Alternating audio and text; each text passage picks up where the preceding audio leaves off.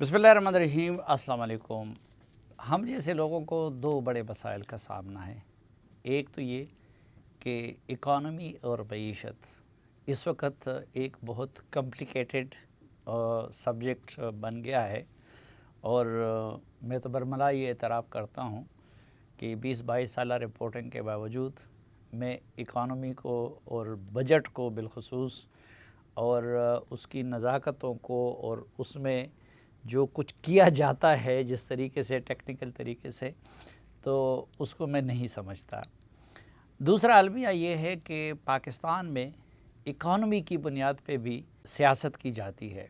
आज हम ये कोशिश करेंगे कि एक तो ये जो बजट हुकूमत ने पेश किया है, अगरचे वो है जेन्युइन माहिरीन, लेकिन मैं उनसे ये दरख्वास्त करूँगा कि वो मुझ जैसे आम लोगों को आमियाना ज़ुबान में जिस तरह समझा सकते हैं इस बजट की खूबियों और ख़ामियों को, तो वो समझा दें।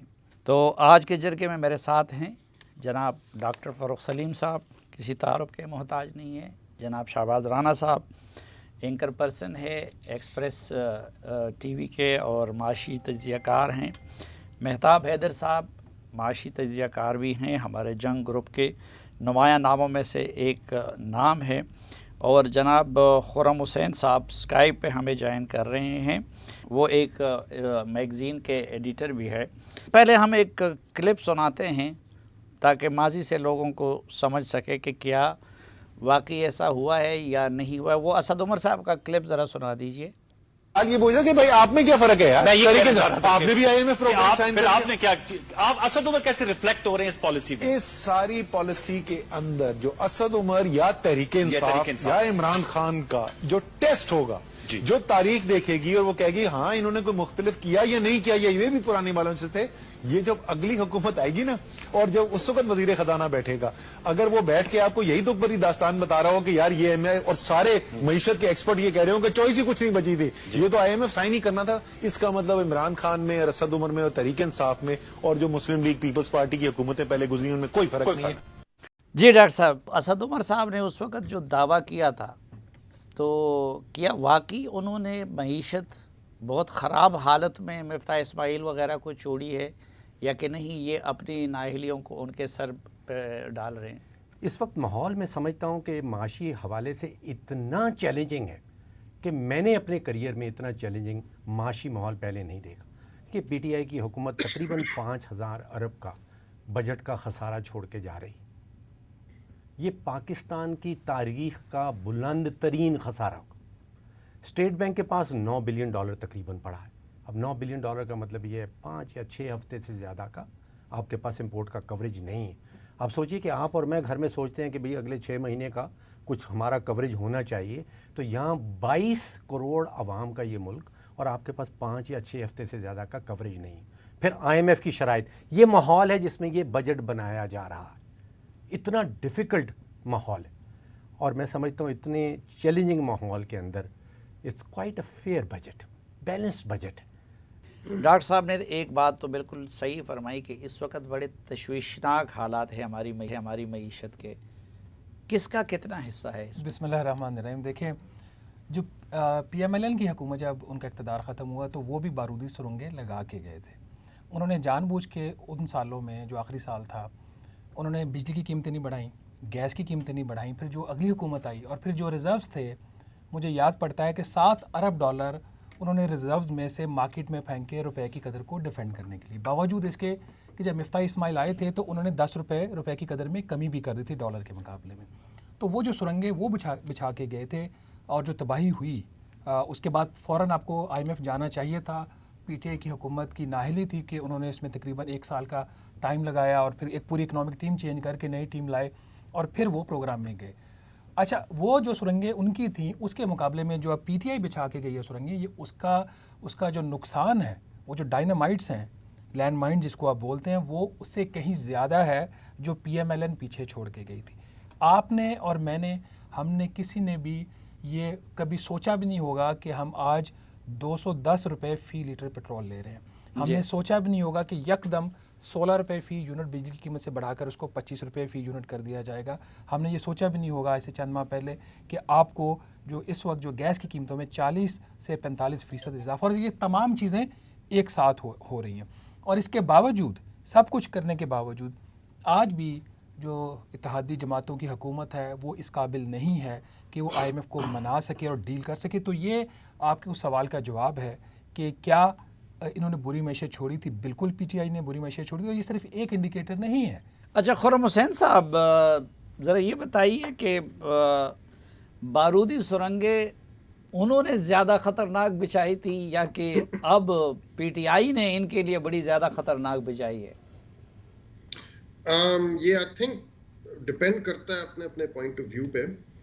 मैं आपको एक अंदाज़ा दे देता हूँ कि जो अभी पेट्रोल प्राइस जो कैप की थी, उसकी जो कॉस्ट आ रही थी गवर्नमेंट को, वो एक महीने में जो उसकी कॉस्ट थी वो पूरी हायर एजुकेशन कमीशन के एक साल के बजट से ज़्यादा थी। तो अब जो चॉइस थी मुल्क के सामने वो ये थी कि या तो हम इन प्राइस कैप्स को मेंटेन करें और अपनी सारी यूनिवर्सिटीज़ को बंद कर दें। अब आप खुद अंदाज़ा लगा लें कि इस किस्म की चॉइस करना जब भी अगर फेस हो कोई भी गवर्नमेंट तो क्या होनी चाहिए वो चॉइस। और मैं तो यूनिवर्सिटीज़ का आपको वैसे ही एक एग्जांपल दे रहा हूँ। आप चाहे हॉस्पिटल्स को सब्स्टिट्यूट कर लें, आप कुछ और कर लें, तो अगर मुल्क के पास वाकई में इतने पैसे हैं जितने ये प्राइस कैप्स और फ्यूल सब्सिडी में लग रहे थे, तो तब भी एक सवाल पैदा होता है क्या उनकी बेस्ट यूज़ जो है वो यही है कि पेट्रोल को सब्सिडाइज करें, या उन पैसों से आप एक किसी शहर में मैस ट्रांजिट का इंतज़ाम कर लें, या उन पैसों से आप कोई डैम बना दें जो अगले आपकी पूरी एक जनरेशन के लिए पानी की अवेलेबिलिटी का ख्याल रख लेगा।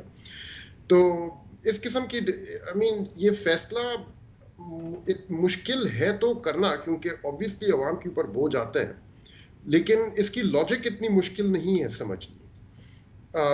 आई थिंक जो एक्सचेंज रेट के साथ फैसला था उसकी लॉजिक समझाना बहुत मुश्किल था अवाम को।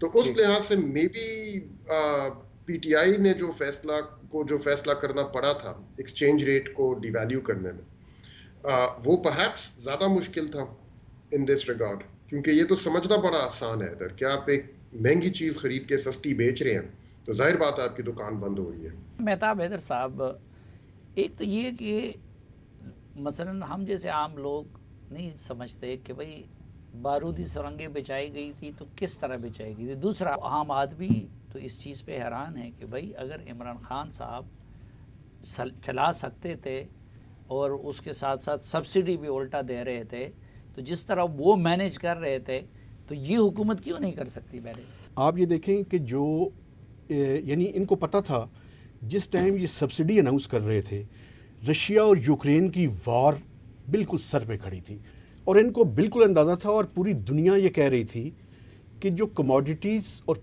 POL की प्राइसेस हैं ये इंटरनेशनल मार्केट में ज़्यादा होंगी।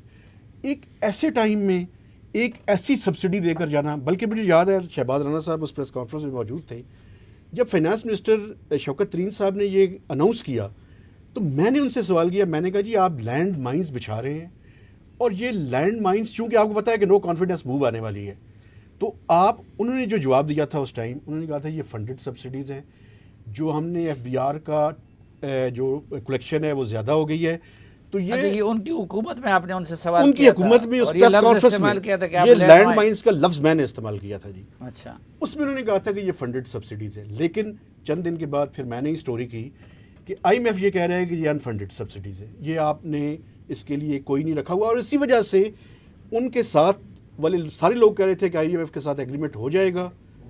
मैंने और इन्होंने शर्त लगाई थी उनके एक बड़े करीबी आदमी के साथ कि ये एग्रीमेंट आपकी मौजूदगी में नहीं होगा।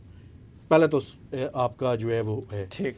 दूसरा सर ये है कि देखें एक ऐसे वक्त में जब आप प्राइसेस, और आपको पता है कि वो वॉर बिल्कुल खड़ी है, उस टाइम ये करना मैं समझता हूँ मुल्क के साथ ज़्यादती है। और एक और बात, अगस्त 2021 में पाकिस्तान के जो स्टेट बैंक के रिजर्व्स थे वो थे कुछ $20 बिलियन, और जब इमरान साहब की हुकूमत गई है तो उस टाइम थे 10.7 थे एक्चुअली।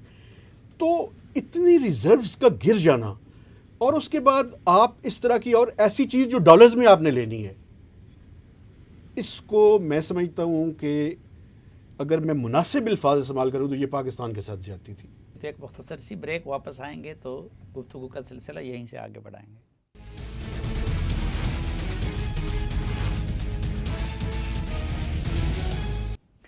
ایک بار پھر خوش آمدید آپ کو. جن میں ڈاکٹر صاحب کچھ عرصہ قبل میرے پروگرام میں آپ نے فرمایا تھا کہ آئی ایم ایف کے پاس جانے کے سوا کوئی چارہ نہیں ہے. تو آئی ایم ایف کو مطمئن کرنے کا اس سے بہتر کوئی دوسرا راستہ نہیں ہو سکتا کہ لوگوں پہ اتنا بوجھ نہ پڑتا؟ دیکھیے، پہلی بات تو میں ہمیشہ کہتا ہوں صافی صاحب کہ ہماری کنٹ پٹی پہ کوئی بندوق نہیں رکھتا کہ آپ زبردستی آئی ایم ایف کے پاس جائیں. ہم اپنی معاشی پالیسیز کے فقدان کی وجہ سے، غلطیوں کی وجہ سے ہم مجبور ہو جاتے ہیں. اب اگر آپ کے پاس خزانے میں $9 بلین پڑا ہے اور between today and June the 30th آپ نے $4-5 بلین کے قرضہ جات کی واپسی کرنی ہے، مطلب the country is heading towards default. اب آپ مجبوراً جا رہے ہیں آئی ایم ایف کے پاس. اب جو آپ کو قرضہ دے گا وہ اپنی شرائط بھی رکھے گا. اب ایک نئی شرط سامنے آ رہی ہے ابھی مہتاب صاحب، وہ چائنا سی پیک والی.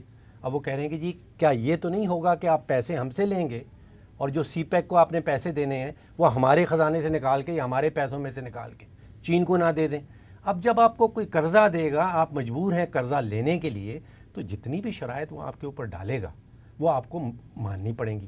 لیکن کچھ شرائط ایسے ہیں جو ہمارے اپنے مفاد میں. ابھی شاید خرم صاحب نے بڑا اچھا جملہ استعمال کیا کہ بھائی آپ مہنگا تیل خرید رہے ہیں دنیا بھر سے، سستا بیچ رہے ہیں اپنے ملک کے اندر، تو اس طرح تو دکان بند ہو جائے گی نا، دکان نہیں چلے گی. 11 اپریل جس دن میاں شہباز شریف نے حلف اٹھایا ہے، اس دن عالمی منڈیاں یہ کہہ رہی تھیں کہ یہ ملک 30 جون سے پہلے ڈیفالٹ ہو جائے گا. میں بڑا کلوزلی واچ کرتا ہوں کہ عالمی منڈیوں میں آپ کا بانڈ کس پرائس پہ بک رہا ہے، عالمی منڈیاں آپ کو کتنی ریٹنگ دے رہی ہیں. 27-28% تک ییلڈ کر رہا تھا پاکستان کا، حکومت پاکستان کا گارنٹیڈ بانڈ، جس کا مطلب کہہ رہے تھے کہ جی اگلے 3 مہینے رہ گئے آپ ڈیفالٹ میں جا رہے ہیں. اب آپ سوچئے کہ آپ نے حلف اٹھایا 11 تاریخ کو اور آپ کے پاس چوائسز یہ ہیں کہ یار یا تو آئی ایم ایف کی بات مانو اور یا ملک کو ڈیفالٹ میں لے جاؤ. یہ بڑی مشکل چوائس ہے اور تیسری چوائس نہیں تھی ان کے سامنے کوئی. یا آپ نے ڈیفالٹ میں جانا ہے اور یا آپ نے آئی ایم ایف کی جو شرائط ہیں وہ ماننا ہے. اب بہت ساری شرائط تو ہمارے اپنے فائدے میں ہیں. ٹھیک، لیکن رانا صاحب ایک اور بھی چوائس ہے نا.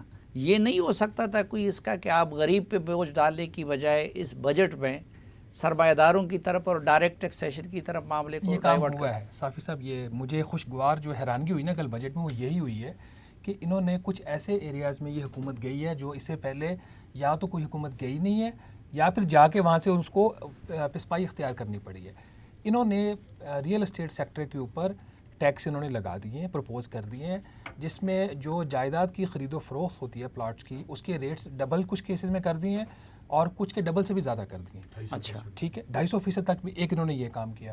دوسرا انہوں نے یہ کیا کہ جو آپ کے پاس، چونکہ آپ کو پتہ ہے کہ پاکستان میں آپ لوگ فیکٹریاں بیچ کے پلازا بنا رہے ہیں، اور وہ پلازے بھی نہیں بنا رہے بلکہ وہ سوسائٹیز بنا رہے ہیں اور خالی پلاٹس بیچ رہے ہیں، اس کو بھی انہوں نے ٹیکس کرنے کی کوشش کی ہے، which is again very good step.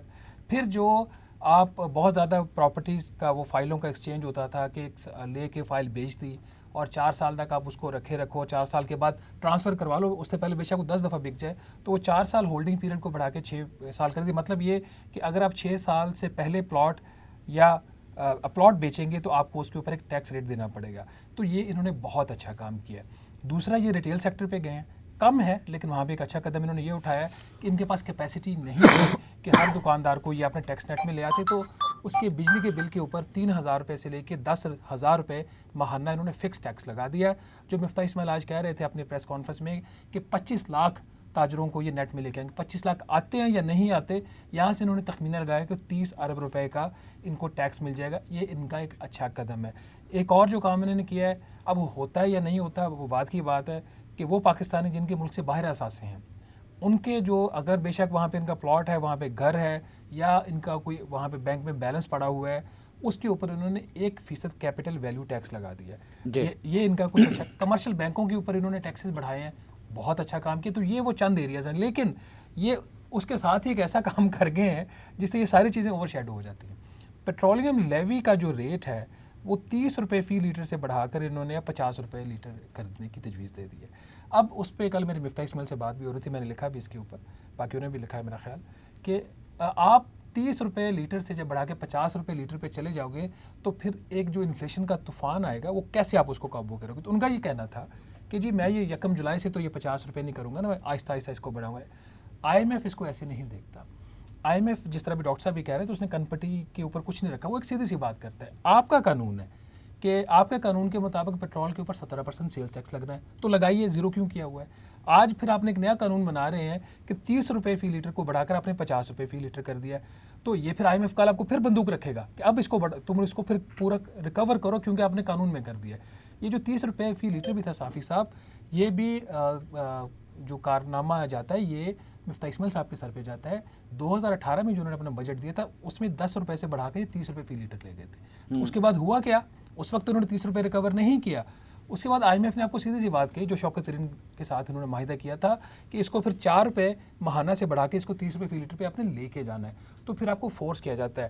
وہ جتنے اچھے کام ان کے ٹیکسیشن کے میں نے آپ کو گنوا دیے, یہ کام ایسا ہوگا کہ مفتاح اسماعیل خود ایز اے وزیر خزانہ کنویں میں گرنے جا رہے ہیں, اور جو بھی وزیر خزانہ ہوگا اس کنویں میں گر گیا تو اس سے نکلنا مشکل ہو جاتا ہے اس وقت جب آپ آئی ایم ایف کے پروگرام میں. اسٹاک مارکیٹ کے اوپر آپ کو ایڈیشنل ٹیکسیشن نظر نہیں آ رہی.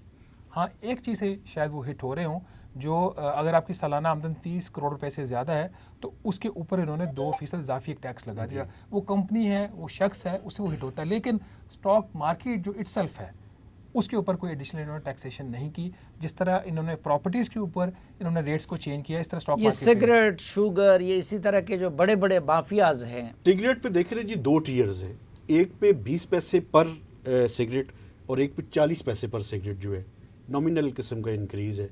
ایک میں سمجھتا ہوں جو سگریٹ پہ ان کو کرنا چاہیے تھا, جو پتہ نہیں کیوں نہیں کیا, وہ ایڈوانس ٹیکس کا جو ایشو تھا, حالانکہ اس کو کہا جاتا ہے کہ وہ فارمرز کے اوپر آئے گا, لیکن اگر ایڈوانس ٹیکس کو زیادہ کر دیا جاتا تو جو السٹ سگریٹ کا بہت بڑا ایشو ہے شاید وہ حل کیا جا سکتا تھا. لیکن وہ ٹیکنیکل چیز ہے. دیکھیں بنیادی طور پہ لیکن ویسٹ میں تو سگریٹ بہت زیادہ مہنگے ہوتے ہیں, اور ہمارے ہاں تو بالکل یہاں پہ بھی WHO کی جو ہماری ریکوائرمنٹس ہیں ابھی ہم اس سے کافی پیچھے ہیں, آدھے سے بھی پیچھے ہیں. ہمیں وہاں پہ جو ہے وہ جانے کی بالکل ضرورت ہے. لیکن ان کے سارے مالکان تو سینیٹرز اور ایم این ایز بن کے آ کے آپ کے پارلیمنٹ میں بیٹھ گئے, یہ سب سے بڑا اور ایشو پھر کمیٹیوں میں بیٹھے ہوتے ہیں. یہ سب سے بڑا ایشو ہے, ان کی کنفلکٹ آف انٹرسٹ ہے. اور میں سمجھتا ہوں کہ اس کے بارے میں وہ تو سینٹ آف پاکستان میں سینٹ کے نام سے سگریٹ بھی ڈسٹریبیوٹ کر دیتے ہیں. نہیں تو یہ اس بات کا ثبوت نہیں ہے کہ جس طرح پچھلی حکومت وہ مافیاز کے ہاتھوں یرغمال تھی, اپنے بجٹ میں وہ اس کو ہٹ نہیں کر سکی, یہ حکومت بھی اسی طرح ہے. ایک کام انہوں نے اچھا کیا ہے سر, جیسے یہ کہہ رہے تھے ڈائریکٹ ٹیکسز کی طرف گئے ہیں, اور جب سے میں جرنلزم میں آیا ہوں اتنے بڑے ڈائریکٹ ٹیکسز کی طرف پہلی دفعہ میں نے دیکھا ہے. کہ ڈائریکٹ ٹیکسز پرابلم یہ ہے, یہ عجیب ملک ہے, ان ڈائریکٹ ٹیکسز کے ذریعے غریبوں سے ٹیکس لیتے ہیں, امیروں کی عیاشیوں کے لیے خرچ کرتے ہیں. ہونا یہ چاہیے کہ امیروں سے ٹیکس لیں, کچھ غریبوں پہ خرچ کر دیں. اچھا خرم حسین صاحب, یہ جو ڈائریکٹ ٹیکسیشن کی ہے انہوں نے, یہ کافی ہے, اور کیا جو یہ آسٹریٹی کے لیے یہ جو لوگ جو اقدامات کر رہے ہیں یہ کافی ہیں ان حالات میں؟ نہیں دیکھیں سلیم صاحب, یہاں پہ انکم ٹیکسز جو ہے نا, ڈائریکٹ انکم ٹیکسز خاص طور پہ ان کے اوپر خاص فوکس تھا آئی ایم ایف کا. اور بار بار آئی ایم ایف کا ذکر ہم لوگ اس لیے کر رہے ہیں کہ یہ پورا بجٹ جو ہے, یہ آئی ایم ایف نے جو ٹارگٹ سیٹ کیے تھے پاکستان کے لیے فیبرری میں جو ان کی اسٹاف رپورٹ ریلیز ہوئی تھی, ان کو نظر میں رکھ کے ہی کیا گیا ہے, بنایا گیا ہے. بنیادی وہ ہے اس کی. تو ان کا خاص فوکس پرسنل انکم ٹیکسز پہ تھا, اور میری انفارمیشن کے مطابق آئی ایم ایف کو جو کمٹمنٹ دی گئی تھی وہ یہی تھی کہ پرسنل انکم ٹیکسز کے ذریعے ہم لوگ زیادہ ریونیو کلیکشن کریں گے اس بجٹ میں. لیکن جب وہ بجٹ آیا ہے, جب ہم نے اس کو فائنانس بل دیکھا, اس میں جس طرح سے سلیبز ان لوگوں نے ری ورک کیے ہیں وہ تو نیگیٹو امپیکٹ ہے. انفیکٹ وہاں سے تو پرسنل انکم ٹیکسز کو جس طرح سے ان لوگوں نے ایڈجسٹ کیا, وہاں پہ نیگیٹو ریونیو لاس ہے ان کا نیٹ بیسس پہ. تو ایکچوئل کوشچن اب یہ ہے کہ جب یہ بجٹ انہوں نے پیش کر دیا, منڈے سے ان کو جا کے جب آئی ایم ایف کو دینا پڑے گا کہ بھئی یہ ہم لوگوں کا پلان ہے, تو یہ ایک بہت بڑا سٹکنگ پوائنٹ بنے گا میرے خیال میں. اچھا آپ کا اندازہ کیا ہے کہ آئی ایم ایف مطمئن ہو جائے گا, اس کے بعد اگلی قسط جاری کر دے گا؟ मुश्किल है क्योंकि मेरी इन्फॉर्मेशन के मुताबिक, और ये आई थिंक मेहताब और शहबाज को बेहतर पता होगा, वो लोग वहाँ होते हैं और डायरेक्टली इस चीज़ के साथ इन्वॉल्व होते हैं, लेकिन मेरी इन्फॉर्मेशन के मुताबिक IMF को कमिटमेंट जो दी गई थी वो यही थी कि पर्सनल इनकम टैक्सेस के जरिए हम लोग मजीद और रेवेन्यू लाएंगे, और कोई ना कोई किसी किस्म का नंबर भी डिस्कस हुआ होगा कि इतना मजीद और रेवेन्यू हम लेके आएंगे, और जो चीज़ फाइनली आई है वो तो नेट रेवेन्यू नेगेटिव है। तो हम, मुझे और आपको तो रिलीफ मिलेगा इन द सेंस कि हमारे तनख्वाहों से कम टैक्स कटेगा, और लेकिन अब ये लोग क्या इसको आगे चला सकेंगे, अपने क्रेडिटर्स को मनवा सकेंगे, और जो भी अल्टरनेटिव ये लोग लेके आए हैं पर्सनल इनकम टैक्स के अलावा कहीं और से जो इनकम टैक्स कलेक्ट करेंगे, डायरेक्ट टैक्सेस करेंगे, वो क्या विल इट बी क्रेडिबल और नॉट? अब ये सारे सवाल उठेंगे, and there is a possibility, मेरे ख्याल में यहाँ गैप पैदा होएगा between the government and the IMF। एक ब्रेक लेते हैं, उसके बाद मैं यहाँ पे मौजूद मेहमानों से कहूँगा कि क्या IMF अब मान जाएगी कि नहीं, और अगर IMF नहीं मानती तो बाकी दोस्त ममालिक से कुछ मिल सकता है या नहीं, एक मुख्तसर से वक्फे के बाद।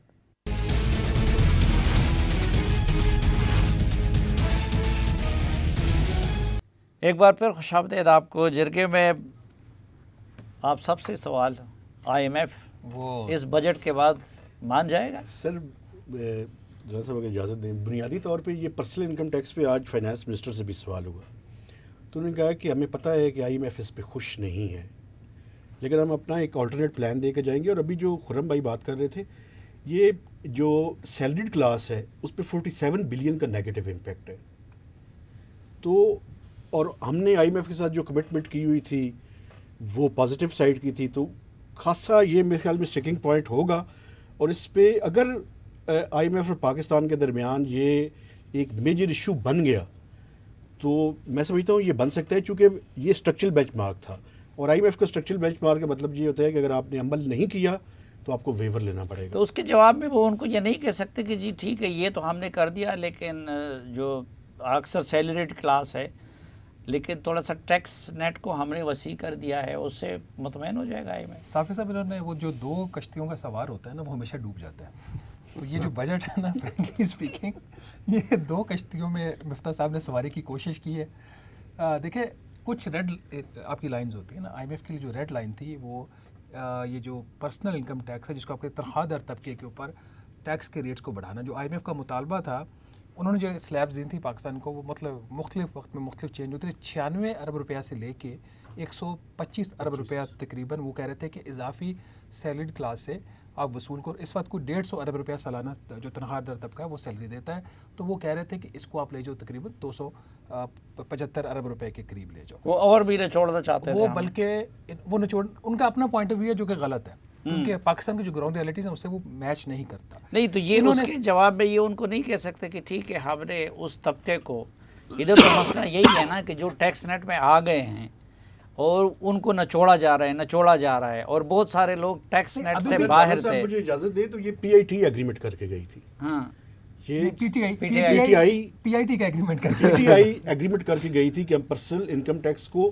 प्रोग्रेसिव बनाएंगे और सैलरीड क्लास के ऊपर टैक्स लगाएंगे। ये छठे रिव्यू में स्ट्रक्चरल बेंचमार्क बनाया गया था। ये बल्कि एग्रीमेंट जो जब आपका 2019 में मुआहिदा हुआ था ना जुलाई में, ये तब से उसका हिस्सा था, ये उसको सीरियस नहीं ले रहे थे। उसके बाद फिर जब फरवरी वाला एग्रीमेंट हुआ IMF के साथ, तो उसमें उन्होंने इसको एक स्ट्रक्चरल बेंचमार्क के तौर पर, एक बुनियादी शर्त के तौर पर प्रोग्राम में शामिल कर दिया। अच्छा, मैं ऑप्टिमिस्टिक हूँ। मुझे महसूस ये हो रहा है कि बजट आ गया और मेरे नज़दीक इस फेयर बजट, और IMF से कुछ लेन देन का मज़ीद करना पड़ेगा। लेकिन अब FATF का मैं ये समझ रहा हूँ जो आने वाला है 15 या 16 जून को, मेरा ख्याल ये है कि 90 से 95% तक हमने काम कर दिया है। बजट हो गया है। मेरा ख्याल ये है कि FATF का जो ग्रे लिस्ट है उससे भी हम निकल जाएंगे, और probably by the end of this month हमारा IMF से भी किसी किस्म का वो लेन देन हो जाएगा, सेटल हो जाएगा, और उसके बाद फिर वो जो दोस्त ममालिक की बात तो IMF हो या वर्ल्ड बैंक हो या सारे खुल जाएंगे। नहीं, उसमें ज़्यादा वोट अमेरिका का है, जापान का है। IMF में तकरीबन तो 8,31,000 वोट हैं। 17% तकरीबन। अच्छा, 17%। तो 17% फिर इससे तो वो उस थ्योरी को तक़वियत नहीं मिलती कि जी उस हुकूमत को अमेरिका ने गिरा दिया और इसको लाया गया कि پورے شرائط بھی نہیں کیے اور IMF ان کو ریلیف دے دے. دیکھیے اب جھوٹے من گھڑت قسم کے بیانیے جتنے مرضی شروع کر لیں. ایک وہ روسی تیل کے اوپر ایک بڑا جھوٹا بیانیہ کھڑا کیا ہوا ہے, ایک یہ امریکہ مخالف بیانیہ کھڑا کیا ہوا ہے. ان کی زمینی حقیقت تو کچھ نہیں ہے, لیکن اب وہ روس کے بعد حماد اظہر کہتے ہیں کہ ہم نے خط لکھ دیا تھا اور کہتے ہیں کہ انڈیا لے سکتا تھا ان سے, تو ہم کیوں نہ لے سکتے. دیکھیے پہلی بات تو یہ ہے کہ انڈیا نے ٹوٹل اپنا تقریباً 3 سے 4% تیل ان سے لیا ہے, ابھی بھی 97% نان روسی ہے. اور وہاں پہ ایک جو روسی کمپنی ہے روزن فیٹ کے نام سے, اس نے ایک ریفائنری کھول رکھی ہے انڈیا کے اندر جو روس سے تیل لیتی ہے. روس کا تیل جو ہے اس میں سلفر کانٹینٹ بہت ہائی ہے, کو 1.8 سے 2% تک جاتا ہے. اس وقت پاکستان کے پاس کوئی ایسی ریفائنری نہیں ہے جو ہم وہاں سے خام تیل لے کے اور اس کا پیٹرول اور ڈیزل بنا سکیں. اب آپ اپنی گاڑی میں خام تیل تو نہیں ڈال سکتے ہیں, آپ کو پیٹرول یا ڈیزل ڈالنا ہے. اچھا, تاریخی طور پہ روسی تیل ہمیشہ سے سستا رہا ہے. پہلے $10-12 کا اس کا ڈسکاؤنٹ چلتا تھا عالمی منڈی میں. یوکرین کی جنگ کے بعد وہ $20-25 پہ چلا گیا. پہلے بھی ڈسکاؤنٹ پہ وہ چلتا تھا, وہ ہمیشہ سے ڈسکاؤنٹ پہ چلتا رہا ہے کیونکہ اس کو انفیریئر تیل سمجھا جاتا ہے. میں تمام شرکاء سے تین تجاویز لینا چاہوں گا کہ مفتاح اسماعیل صاحب کی خدمت میں ہم لا سکے کہ وہ اب جب فائنل ٹچز اس کو دیں گے یا بجٹ منظوری سے پہلے وہ 3 چیزیں ان کو کرنی چاہیے. تو آپ کی طرف سے 3 سجیشن. I think نمبر 1 چیز جو ابھی مفتاح اسماعیل صاحب کو کرنی چاہیے وہ اپنے پرائم منسٹر کو انہوں نے سچویشن کا ایک ریئلسٹک اپریزل دینا چاہیے. میرے خیال میں ابھی تک مفتاح صاحب جو ہیں وہ پراپرلی پرائم منسٹر کو یہ نہیں کنونس کر سکے. جو بات وہ ہمیں بتا رہے تھے پریس کانفرنس میں کہ ملک خطرے میں ہے ابھی, یہ چیز شہباز شریف کو سمجھنا سب سے زیادہ ضروری ہے. ہم سے وہ اسحاق ڈار صاحب بھی گڑبڑ کرتے ہیں نا. آئی تھنک کچھ ابھی وہاں پہ ان کو روزی پکچر بھی دی جا رہی ہے شہباز صاحب کو بھی, شہباز شریف کو. اینڈ آئی تھنک یہ بہت بڑا چیلنج ہے ان سینس مفتاح صاحب کے لیے کہ find the words, find the language, اور بتائیں اپنے پرائم منسٹر کو سب سے پہلے, ہم سے پہلے ان کو بتائیں کہ ملک خطرے میں اور یہ فیصلے کرنے ہیں. سیاست جو مرضی آپ کی ہو. ڈاکٹر صاحب ایک تو جو مجھے اس میں منفی پہلو لگا ہے وہ پرائیویٹائزیشن کے حوالے سے صرف 96 ارب روپیہ کہیں انہوں نے رکھا ہے, جس کا مطلب یہ ہے کہ پرائیویٹائزیشن کوئی کرنے کا پروگرام نہیں ہے. تو وہ جو پبلک سیکٹر کے انٹرپرائزز ہیں وہ نقصان دہ چلتے رہیں گے اور ہمارا قرضہ بھی کم نہیں ہوگا. ہمارا جو جڑا ہوا ہے, جو قانون ایگزسٹ کرتا ہے کہ جو بھی پرائیویٹائزیشن ہوگی اس میں سے 80% ہم اپنا ڈیٹ ریڈکشن کے لیے استعمال کریں گے. اس کا مطلب پرائیویٹائزیشن نہیں ہو رہی ہے, اس کا مطلب کہ ڈیٹ ریڈکشن نہیں ہو رہی ہے. دوسرا HEC کا میرا خیال ہے جو بجٹ پچھلے سال تھا اس سے تھوڑا سا کم آیا اس سال. زیادہ کر دیا 44 نہیں, میں HEC ڈیولپمنٹ بجٹ کی بات نہیں کر رہا ہوں, میں HEC کی. وہ پچھلے سال سے 65,200 ارب تھا اور اس دفعہ 65,000, تو تھوڑا سا کم ہے. وہ زیادہ ہونا چاہیے HEC کا بجٹ بجائے کم کرنے کے. نہیں, تھوڑا کم نہیں, بہت کم ہے اور بہت بڑھانا چاہیے. اور یہ ڈائریکٹ اور انڈائریکٹ ٹیکس, میں رانا صاحب بھی کہہ رہے ہیں, مہتاب صاحب کہہ رہے ہیں کہ شاید بڑے اچھے ایفیکٹس لیے ہیں, بڑے اچھے اسٹیپس لیے ہیں. میرا خیال ہے کہ ابھی بھی جو ڈائریکٹ ٹیکسز ہیں وہ ایٹ 30% جسٹ ٹو لو. یہ ایٹ لیسٹ الٹا ہونا چاہیے. اور ڈیفنس بجٹ کے بارے میں آپ کا کیا خیال ہے؟ کافی صاحب ایسے رہا ہے کہ تاریخی طور پہ 60-70s میں ہم تقریباً 5.5% اپنا GDP کا ڈیفنس کو ایلوکیٹ کرتے تھے. پچھلے سال یہ 2.6 پہ تھا, اب یہ 2.2 پہ آ گیا. تو اگر اس کا آپ گراف دیکھیں تو یہ GDP کے حوالے سے یہ مسلسل گرتا چلا جا رہا ہے. اور اگر اوور آل دیکھیں تو اس سال میرے خیال 16% ہم نے ڈیفنس کو ایلوکیٹ کیا ہے, اور باقی آپ سوچئے کہ جو 84% ہے وہ سویلینز کے پاس. تو ابھی بھی ڈیفنس کو ہم 16% دے رہے ہیں. جی شہباز رانا صاحب, جو آپ تجاویز کی بات کر رہے ہیں, یہ جو بجٹ اس حالت میں ہے, اگر یہ پاس ہو گیا تو IMF نہیں ہوگا. ٹھیک ہے, IMF نہیں ہوگا اگر اس حالت میں پاس ایز اٹ از ہو گیا. اس میں کچھ امینڈمنٹس اب آئیں گی اگر آپ نے IMF کرنا ہے. مفتاح اسماعیل صاحب, نمبر 1 بہتر یہ ہے کہ جو انہوں نے ٹیکس لیبس کو کم کیا ہے, اگر وہ بڑھا نہیں سکتے, جو IMF کی ڈیمانڈ ہے, کم سے کم اس کو اسٹیٹس کو پہ واپس لے جائیں. دوسرا, اسٹاک مارکیٹ کو انہوں نے ٹیکس نہیں کیا, اسٹاک مارکیٹ کے اوپر کیپٹل ویلیو ٹیکس کے ریٹس بڑھائیں اور اس کا پیریڈ بھی کم کریں ایگزمپشن کا.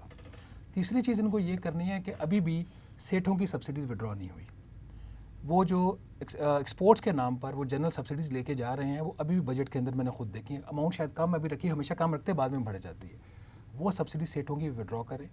اور لاسٹلی, انہوں نے جو 400 ارب روپے کی انکم ٹیکس کی جو مراد آج بھی آپ کے قانون کے اندر موجود ہیں, اور اس میں زیادہ تر وہ لوگ ہیں جو صاحب حیثیت ہیں, اس میں خاص طور پر ریئل اسٹیٹ انویسٹمنٹ ٹرسٹ ہیں, اسی طرح کی آپ نے اور ایگزمپشنز دی ہوئی ہیں, جو آرمی کے جو کمرشل ادارے ہیں ان کی ٹیکس ایگزمپشنز ہیں، یہ مفتاح اسماعیل صاحب وڈرا کریں تو پھر ہم کہیں گے یہ ایکویٹیبل بجٹ ہے. جی مہتاب. دیکھیں بنیادی طور پہ جو بجٹ میں کرنٹ ایکسپینڈیچرز ہیں وہ کچھ 2% انکریز ہے ان کے اندر. آپ کا اس ٹائم جو نامینل گروتھ ہے وہ 16-17%، یعنی 11.5% جو ہے صرف انفلیشن ہے. تو یہ ان ریئلسٹک ہے. آپ چیزوں کو ریئلسٹک کریں تاکہ بجائے اس کے کہ پھر بجٹ اوور رن ہوگا، پھر آئی ایم ایف سے آپ کو پرابلم آئے گی. یہ پی ڈی ایل جو ہے اس کو ریشنلائز کریں. یہ خود آپ کہہ رہے ہیں کہ 5 روپے سے ہم شروع کریں گے، اور یہ میں پی ڈی ایل کا ویسے ایک حوالے سے حمایتی بھی ہوں. اس کی وجہ یہ ہے کہ ویسے ہی پی ڈی ایل وہ ٹیکس ہے، لیوی ہے جو صوبوں کے پاس نہیں جاتی. این ایف سی کے بعد صوبوں کے پاس زیادہ پیسے جا رہے ہیں. تو یہ پی ڈی ایل کا ایک سپیس حکومت کو، فیڈرل گورنمنٹ کو اپنے پاس رکھنا چاہیے تاکہ وہ مینوورنگ کر سکے. لیکن شاہ جی پھر اس 17% جی ایس ٹی ختم کریں نا. جی ایس ٹی ویسے ہی زیرو ہے اس ٹائم، لاء میں تو موجود ہے، لاء میں موجود ہے لیکن اس ٹائم زیرو ہے نا. تیسری بات جو میں سمجھتا ہوں بڑی امپورٹنٹ ہے سر میری نظر میں، سب طرف آسٹریرٹی کی بات کر رہے ہیں، یہ بھی کم کر دیں ملک میں بڑی جی فلاں. آج تو فائنانس منسٹر نے یہ تک کہہ دیا کہ یہ پاور سیکٹر کی کیش بلیڈنگ رہے گی ورنہ یہ ملک خطرے کے اندر ہے، یہ کہا ہے انہوں نے. تو اس طرح کی باتیں جب آپ کر رہے ہیں تو پارلیمنٹیرینز کے لیے پھر 70 ارب روپے آپ نے رکھ دیے ہیں ایس ڈی جیز کے پروگرام کے نام پہ، چھوٹی چھوٹی اسکیمز کے لیے جو کہ ہر ایم این اے کو خوش کرنے کے لیے آپ نے رکھے ہوئے ہیں. تو یہ میسج پھر ان کو بھی دیں نا.